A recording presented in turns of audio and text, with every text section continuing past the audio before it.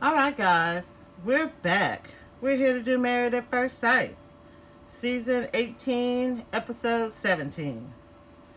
So, looking at the episode, it starts off with Juan talking to his parents, and he's giving them the update on the marriage between Carla and himself. And the thing I found interesting about it is that his dad told him to listen to his head. He didn't say anything about have his heart having anything to do, with the decision making process. And I thought that was interesting. And someone brought up that Juan was more concerned about the financials of a marriage. And that kind of reminded me of Michelle. So I'm thinking that he and Michelle have more in common than I actually thought. That they are really focused on money instead of love. So, and then David and Carla are kind of similar to me in that they actually have more love to give than they do material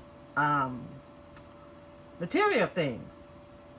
So that was an interesting perspective, and I appreciate who the person that put that comment down there to kind of put that in my mind, and that's kind of the channel that I actually want to be able to grow is that level of critical thinking. I want to be able to think about things differently, as well. So when I get comments like that give me that opportunity, I really appreciate it. So where are we next? We are at Alan and Madison. They're meeting with the experts. And Alan comes in the clothes that Madison helped him pick out. Those same clothes that he was crying that he had to pay $3,000 for. And I put a clip down at the in the episode 16 block. I think that's the episode where he was on a morning show in Chicago from that same guy that he paid that $3,000 to. He was in a little fashion thing. So that money is an investment, like I said. He got some decent clothes and he's got some contacts, out of it. So he was crying about it, but Madison actually did him a solid. So he was saying and asking Madison why did she give him, any measure of hope.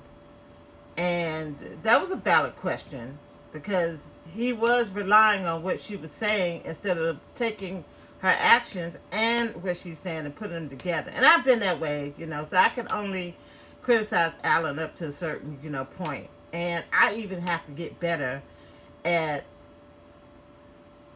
going off what a person does versus going off what they say. So Madison apologized. She said that she understood how bad she hurt him, and after a point, they just got to a place where there was just nothing else, left to say.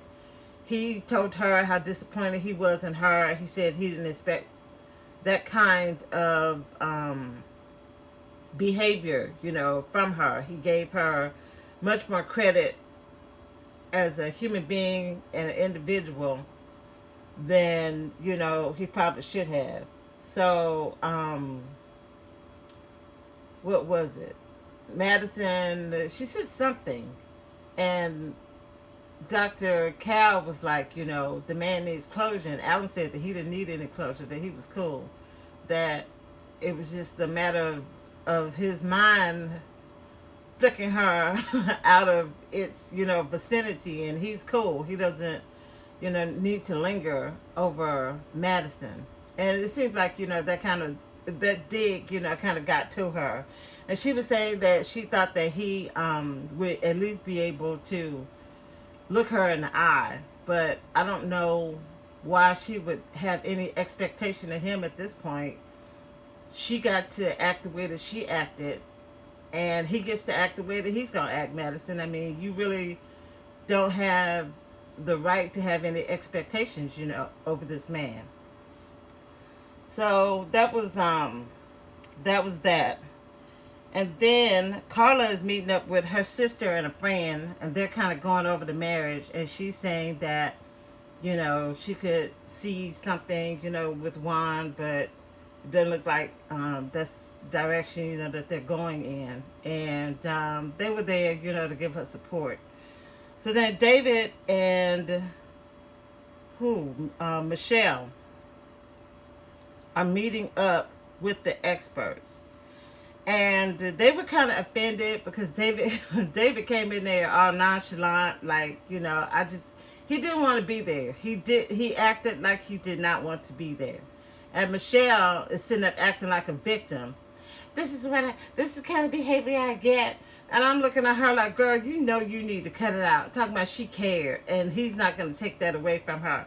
You cared about yourself. That's what you cared about. You cared about yourself, Michelle. There was nothing of care that you gave to David. If there was any, it was out of guilt, because he was acting very humble towards you, because he was trying to, in the beginning, really get to know you and really try to make the marriage work, and you weren't having it. So when he and Madison started, doing their thing, he just kept it going. And you weren't any of the wiser. And a lot of people don't remember, and I don't know if I can go back and clip it, but she was going to bed at 9 o'clock. So her and Ikechi were doing the similar thing. Because I remember when they got back from the honeymoon, and Dr. Cal was talking to Emmett, he and MM, he was saying that he goes to bed at 9 o'clock, and Dr. Cal was looking at him like, man, you got a marriage, a whole marriage that you got to try to put together. And going to bed at 9 o'clock is not going to get that done. And so Michelle was doing the same thing. She was in her bedroom sleep, and she didn't know what David, was doing, what time of night he was coming in or anything, until she woke up, the next morning. So she was, the fact that she said that she was trying. See, Madison was burning the candle at both ends. This girl was going to work, and she was able to go out and still, have time to get to know, David. So that's the kind of effort that Michelle was going to have to put in. She was going to have to get up and say, hey, how was your day? You want me to make you some tacos? She could have done that effort, and he wouldn't have had time to go hang out, with Madison. So that's another reason why I'm trying to I am holding Michelle accountable for what she did, and being, really just unpleasant and abhorrent, to the man, and what she didn't do, the effort that she did put in to get to know him, or to show him, that this is something that she's invested in. Everybody's all hung up on what David did, and they're ignoring all the stuff that Michelle did and didn't do. And I'm not going to let that happen. Not on my watch. So where are we now? We're still with David and Michelle talking to the experts.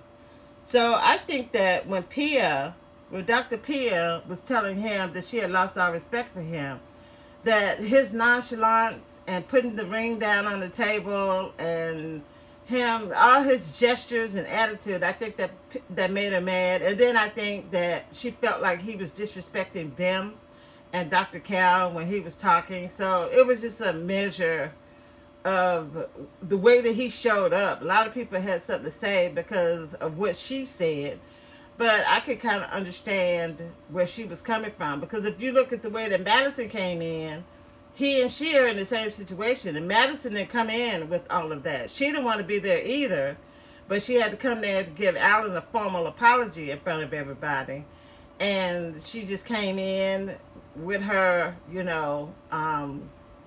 with her proper energy, and then she got up out of there. So if David had done that, I think that that would have happened, with Pia. And so, what else did I want to say about it? Michelle was going on talking about, well, good luck between you and Madison, because I don't know what that leaves me. Leave you where? Leave you where? What is she talking about? I was like, girl, what? What are you? this thing that she's playing into to try and make herself seem like she is the wrong party, and this whole shit show that we've been having to look at with her is just, it was mind-boggling to me. And that's another reason why I've been putting up these clips, because don't want people to forget the energy that Michelle brought to this mess. And now she's playing on the feelings of the experts, and she's using the disaster of lies that David decided to tell to her advantage in her mind, to try and seem like, she's some wronged, person. Okay, Michelle. So where are we now? Because, I can't talk about her no more. So, Carla and Juan are at the hot tub, and they are kind of coming to terms with where they're going to be on decision day. And I actually agree with other people that they were sitting so far away. Juan has made it very clear that he is not interested, in Carla. And it kind of made me, he said something, that her passive aggressiveness and the whole spirituality thing was a turnoff for him.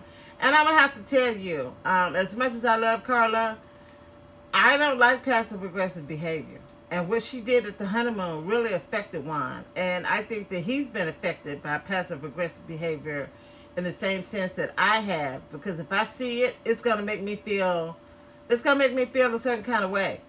And I could kind of get, with that. I don't know if she did any more passive aggressive actions after that. So he should kind of give her a break. But if she had been doing it throughout, then I could kind of understand where he was coming from. But that one incident is something that they could have talked out, and he could have let it go. So I see a lot of stubbornness in him. If that was the only incident, it's called forgiveness, Juan. You're going to do something to somebody one day, and they're going to hold on to it just like you're holding on to this mess, with Carla. And that's not going to be fair, to you. Just like what you're doing is not fair to her. So, they're in the hot tub. And then what is the next scene?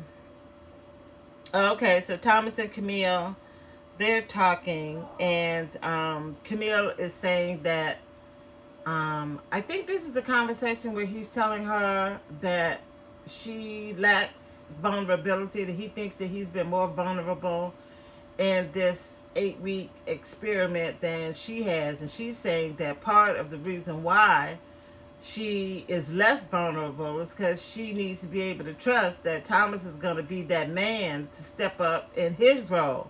She's going to be able to play her role. So if you're looking at it like basketball, whatever position you're playing, at whatever time you're on the court, if you're supposed to be a point guard, then you're going to have to do your point guard thing. And then when it's time for you to go offense and the point guard gets the ball, so then they are expecting you to be able to also make a shot. So you're going to have to play whatever position you're in at whatever time and position you're on the court, Thomas. And when she hands you the ball, you're going to have to know what to do with it. And he just didn't know. And she wants that, in a husband. And for her, until he starts to present those kinds of actions so that she can see and know that this is the person that she has on her team, then she's not going to be able to be as vulnerable. I understood that, but I don't know if she actually communicated that, fully to him. So that was an interesting conversation. So David and Madison, they get together and they go to the driving range. I thought that was a good scene. David is making himself clear that he wants to pursue Madison, and she doesn't seem like she's adverse, to it. So that was cool. I encourage you guys to go down there and check that out. So what is this? I have something about Juan doesn't... Oh, this is Juan and Carla. They're talking in their apartment. This is just before they're getting ready to do the decision day distance. So every season, somebody leaves the apartment. So sometimes they have the women leave for the night, and then sometimes they have the men. So this time they have the men leaving.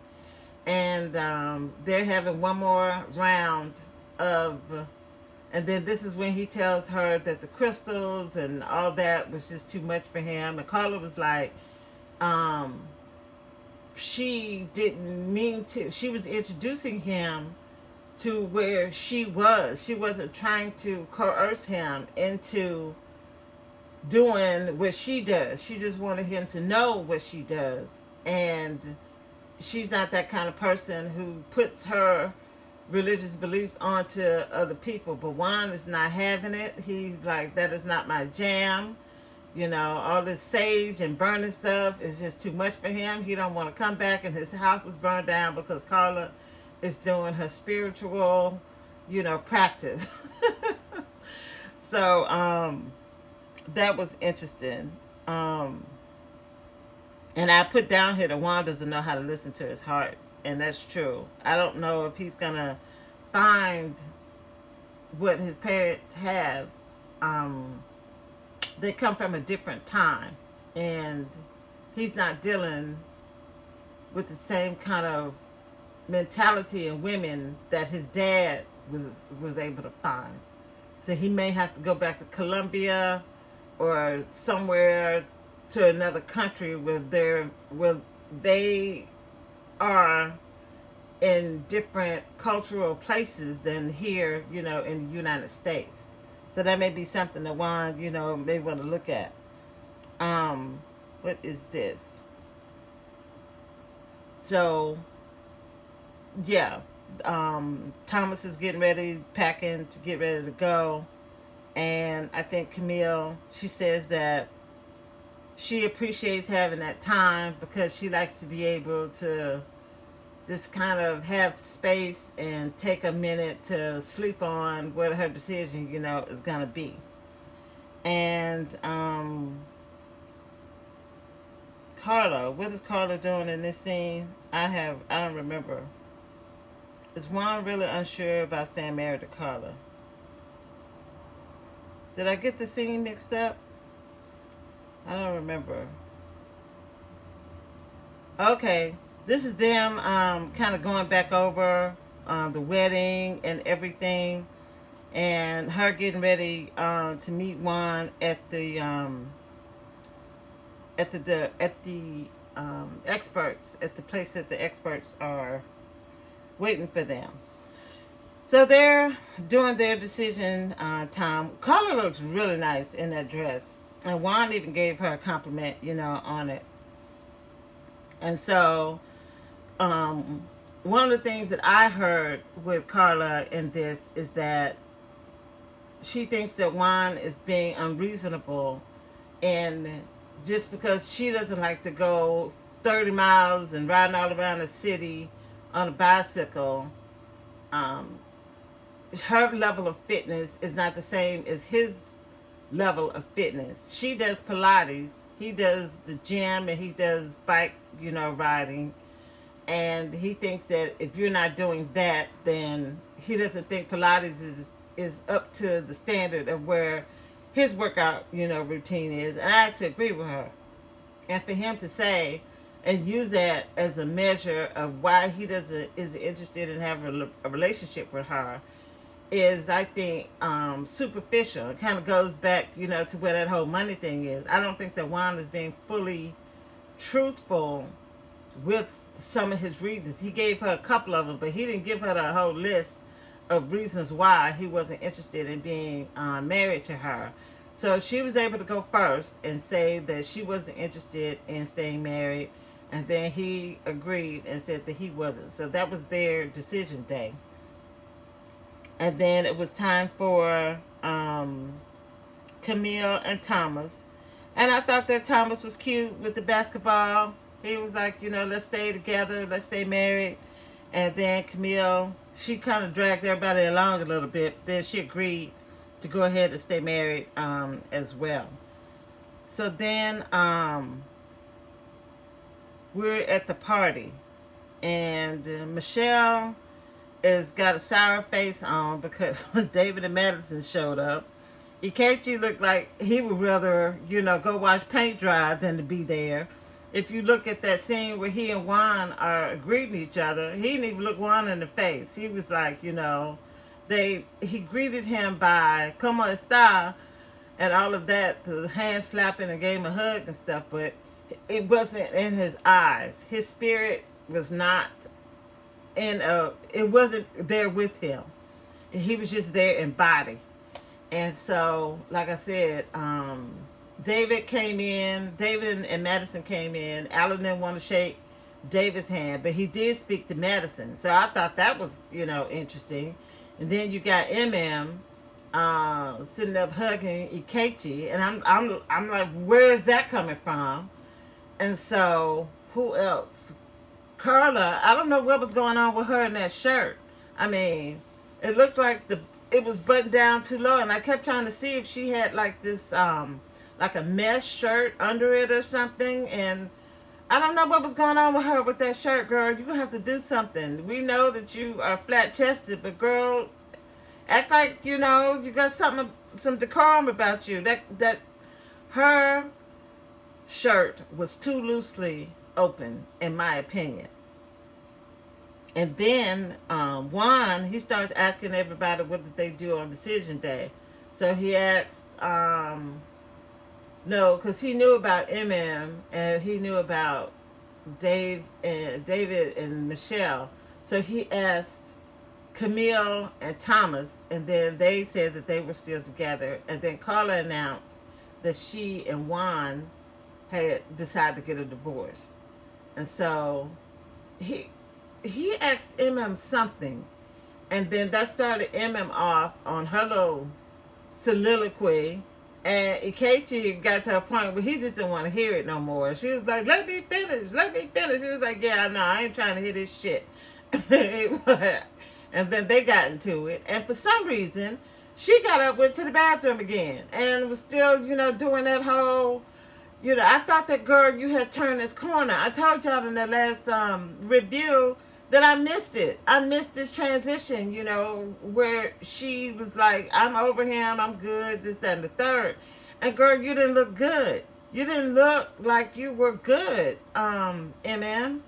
And some people were frustrated because they felt like, she had done enough. And I can't say that I disagree with them, because she read the letter, she had the references, she put it in the folder. That was supposed to be the wrap. And I don't know where this whole second, thing came from myself. And the whole getting up and going to the bathroom to vent, again. So they all came back in, and Thomas was asking David to be accountable. He said, as your friend, I'm going to have to hold you, to account. He was asking him, well, how did this start? Were y'all, what was it? Were y'all friends? And then something else developed, what? And so David went through the whole thing again about it starting in the gym. And then he turned to Alan, and he was talking to him, and he tried to, shake Alan's hand, and Alan wasn't having it. He was like, yeah, man, nah, I ain't doing that.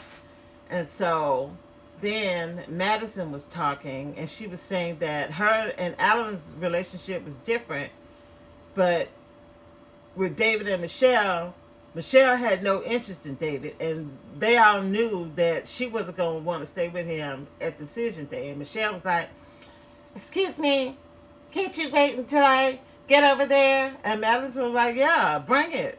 Come on, we can have the conversation. And so my thing is, I remember Michelle saying at one point, I don't know if she was saying this to Rudy at the after party, or I think she said it at the after party, that she had been talking to Madison about David, and she was sure that Madison had gone back and told David what she had said. So my thing is, I wonder if Madison has the attitude because of the stuff that Michelle told her about David. So I want to hear that.